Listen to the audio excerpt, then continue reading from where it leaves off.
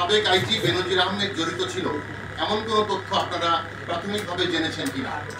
আমরা প্রাথমিকভাবে বেশ কিছু লোকের ৫-৭ জনের সংশ্লিষ্টতার প্রমাণ পাচ্ছি, কিন্তু বিষয়গুলো যেহেতু এখন পর্যন্ত কনক্লুসিভ প্রুফ আমাদের হাতে এসে পৌঁছেনি, সেই কারণে এই বিষয়ে মন্তব্য করাটা এই মুহূর্তে সঠিক হবে না।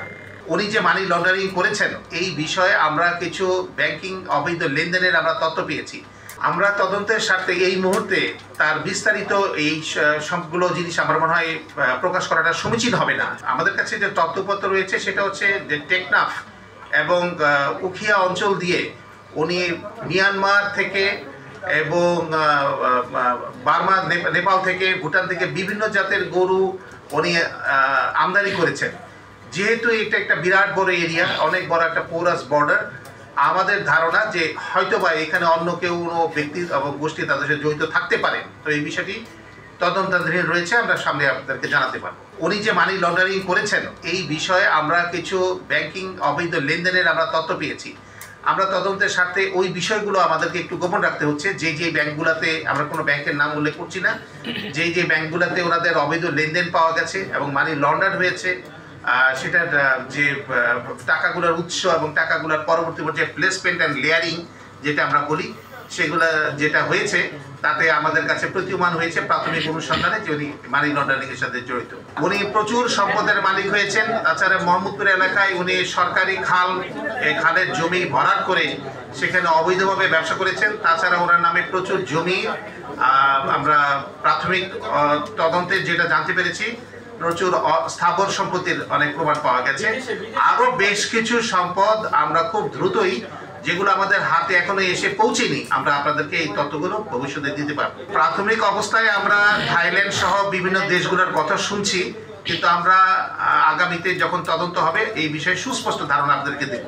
আমরা এই মুহূর্তে ওই বিষয়টাকে জানতে পারিনি, কিন্তু পরবর্তী পর্যায়ে এখানে অনেকগুলো বিষয় আছে যে উনি ব্রাহ্মা জাতের যে গরুগুলোকে অবৈধভাবে আমদানি করেছিলেন সেগুলো ঢাকা কাস্টমস হাউস কর্তৃক কিন্তু আটক করা হয়েছিল এবং সেই আটককৃত গরুগুলোকে কৃত্রিম গো প্রজনন কেন্দ্র সাভারে রাখা হয়েছিল এবং পরবর্তী পর্যায়ে কৃত্রিম গো প্রজনন কেন্দ্র থেকে সিদ্ধান্ত দেওয়া হলো যে এই গরুগুলাকে আপনি জবাই করে আপনি সুলভ মূল্যে, ন্যায্য মূল্যে মানুষের মাঝখানে দিয়ে দেন, বিক্রি করে দেন।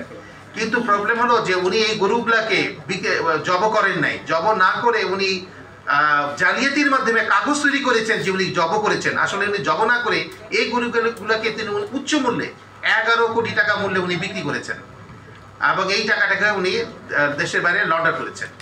তাকে গ্রেপ্তার করা হয়নি, আমরা অভিযান চালাচ্ছি এবং এর সাথে আরো 5-7 জনের সংশ্লিষ্টতা আছে। ওনার এই অবৈধ বিজনেস এবং অন্যান্য সিন্ডিকেটের বিষয়, মানি লন্ডারিং ইস্যুগুলোতে আরো 5-7 জনের সংশ্লিষ্টতা আমরা প্রাথমিক অবস্থায় পেয়েছি। কিন্তু যেহেতু আমি আগে আপনাদেরকে বললাম যে একজনকে আইনের আওতায় আনতে গেলে তার বিরুদ্ধে সুনির্দিষ্ট অভিযোগের প্রমাণ দরকার। সাক্ষ্য প্রমাণ ছাড়া আপনি তো আইনে কাউকে সম্পৃক্ত করতে পারবেন না। সেইটুকুর জন্য আমাদের অপেক্ষা করতে হচ্ছে। আমরা খুব দ্রুতই এই যে আমরা তথ্য প্রমাণ প্রাপ্তির যে বিষয়গুলো, এগুলো চলমান রয়েছে, বিভিন্ন সংস্থা থেকে আমরা পাচ্ছি। তবে যতটুকু পেয়েছি সেই আলোকে মামলা রুজু করা হয়েছে। বাকিটুকু পেলে আর যারা সম্পৃক্ত সবাইকে আমরা আইনের আওতায় আনতে পারবো। অন্যান্য বিষয়গুলো আসছে, যেমন ওনার জালালাবাদ মেটাল লিমিটেড, এখানে এই ধরনের একটা প্রতিষ্ঠানের সন্ধান আমরা পেয়েছি। সেই বিষয়ে আমরা তদন্ত চলছে।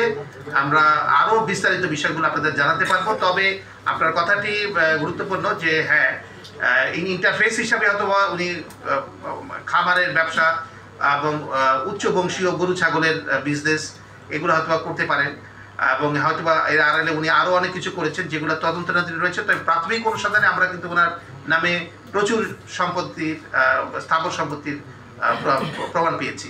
এই বিষয়টা এই মুহূর্তে মন্তব্য করা ঠিক হবে না, কারণ হচ্ছে তদন্ত চলছে। আমরা শুধুমাত্র প্রাথমিক যে তথ্যগুলো আমরা পেয়েছি সেগুলো আমরা জানাচ্ছি। এই সমস্ত কাজে সাবেক আইজি বেনজির আহমেদ জড়িত ছিল এমন কোনো তথ্য আপনারা প্রাথমিকভাবে জেনেছেন কিনা? আমরা প্রাথমিকভাবে বেশ কিছু লোকের 5-7 জনের সংশ্লিষ্টতার প্রমাণ পাচ্ছি, কিন্তু বিষয়গুলো যেহেতু এখন পর্যন্ত কনক্লুসিভ প্রুফ আমাদের হাতে এসে পৌঁছেনি, সেই কারণে এই বিষয়ে মন্তব্য করাটা এই মুহূর্তে সঠিক হবে না।